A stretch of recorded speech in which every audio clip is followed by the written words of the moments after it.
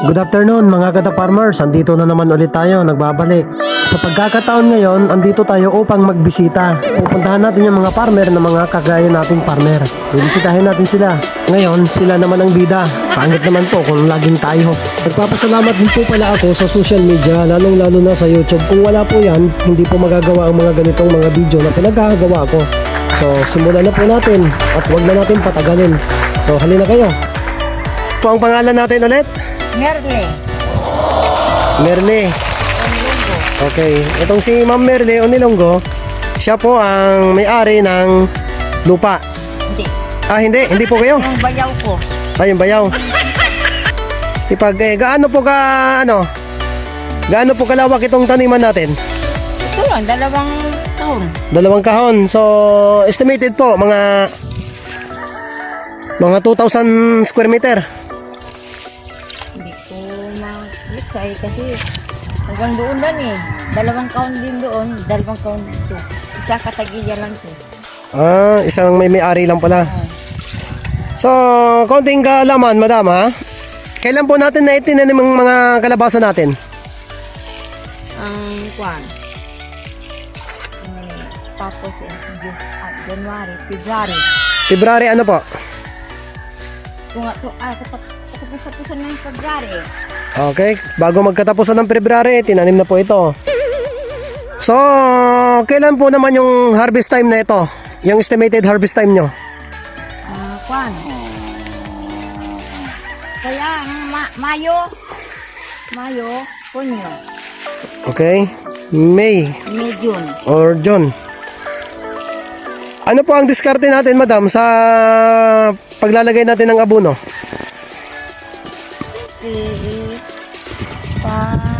Patabukan ang pakuanan na yung pan, ang trabasa, patubuin. Pag tumubo na po, mga ilang days bago natin lagyan ng abono?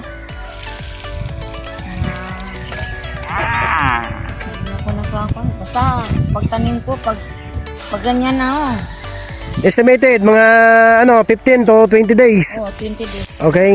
Meron po ba tayong paupo niyan, madam? O paunang Ang bunga? Hindi, yung ibig sabihin, bago po natin na itanim, naglagay po muna tayo ng basal o paupo. O gumamit po kayo ng mga organic. Ako magtanim. Basid muna ako. Opo. Tanim ko muna. Tapos, Pagtapos ng ani, yara ba? okay. Magbuho na yan.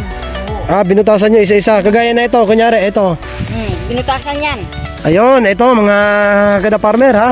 Ito, naglagay siya ng basal. Ito. Kalabaw yan. Ito, basal na ito. Oo. So, ito ang ibig sabihin ng paupo na sinasabi, basal. Naglagay siya ng organic basal or Carabao manure. Yung uhot na pan. Tapos yung mga decompose, Yung compost. At saka yung mga rice straw po, yan yung sinasabi niya. tapos ilagay mo yung seed mga klabasa doon. Okay? Tapos tapos ayan, bunyag. Bunyagan. Tamag. Laki na. Tamag. Munga. So, tita, meron po ba tayong sample ng mga bunga kahit paano? Meron po ba tayo? Nandiyan mo. Pakita niyo po sa akin para may picture po natin. Yan, may bunga na daw.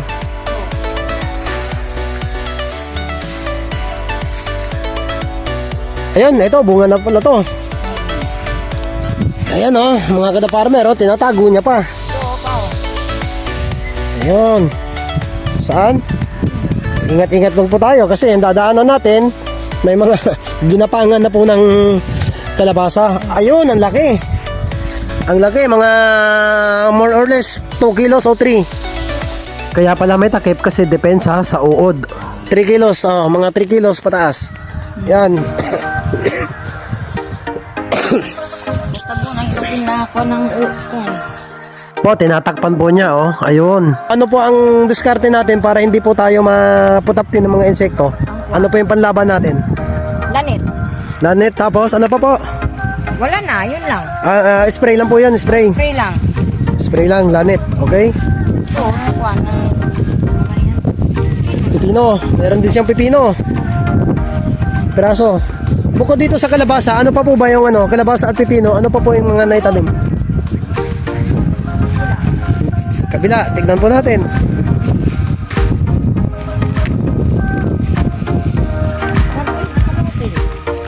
Ah, may kamote siya. Ayan. Huli na. Ayun, may pakwan din pala siya. Oo, yung bilog. May melon siya mga kaibigan, may melon. Meron na po bang bunga? Ayun. Ayun, may melon na nga po. May melon na po. Melon na po. Ayan oh. Ito. Ayun. So, kailan natin tinanim to, madam, tong melon? Magkakasabay lang po ba? Sabay lang sila. Sabay sila ng kalabasa? Wow. So, talagang isa kayong magsasaka, ano, madam?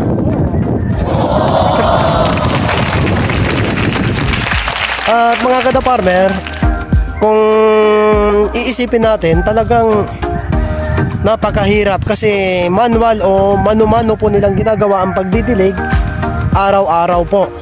Agap. Ayun. At saka may kalayuan po ang kinukuhaan nila ng tubig. Kasi yung part na may puno doon, yung may puno na yun. Ayun po. Mula doon hanggang dito dadalhin po hanggang dito. Dadalhin ng babaeng matanda. Si Lola, ayan no.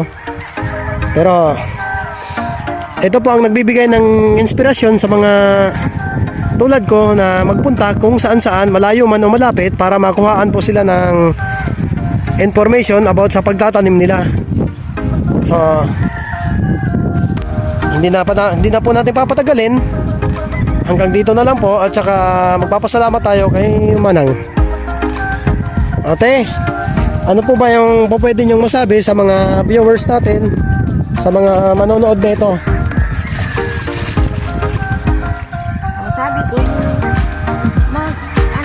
ganyan sila para mabuhi, para may kainin sila, para magtinamad, kahit malayo ang idiba namin, talaga kami, para mabuhay yung tanim namin. Mga kada-farmer, first time po nating magkaroon ng babaeng magsasaka. Talagang masigasig na babae. So na-amaze po talaga ako kasi kahit babae siya, napatunayan niya na hindi hadlang ang pagiging babae sa pagiging magsasaka. At katunayan, ito po siya. Matanda pa po partida na yun. So bago magtapos ang ating video, muli nagpapasalamat ako sa mga manonood nito. Lalong-lalo na sa social media, sa YouTube. Kung wala sila, edi wala rin video, wala tayong maipapahayag dito sa ating lugar, sa lugar ng Libertad. Hindi lang sa lugar ng Libertad Antique, kundi sa buong bansa, sa buong mundo na rin. At madami pa tayong video na gagawin, kaya abang-abang tayo mga kada-farmers Hanggang sa muli.